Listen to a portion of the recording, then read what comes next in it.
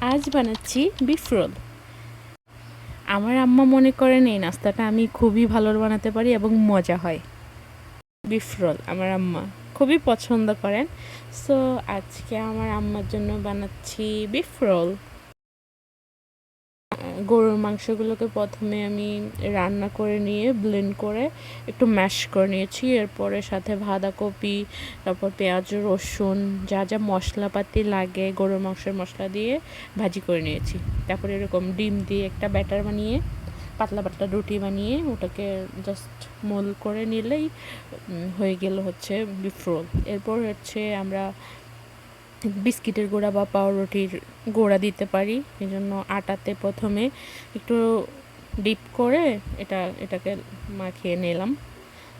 এরপর এটাকে ফ্রোজেন করব, যেগুলা ভাজা ওগুলো ভেজে খাবো। খুবই মজাদার এবং বাসায় বানানো জিনিস এমনিই সবসময় স্বাস্থ্যকর হয় এবং এটা মোস্ট ইম্পর্টেন্টলি আমার আম্মার ফেভারিট। বাই।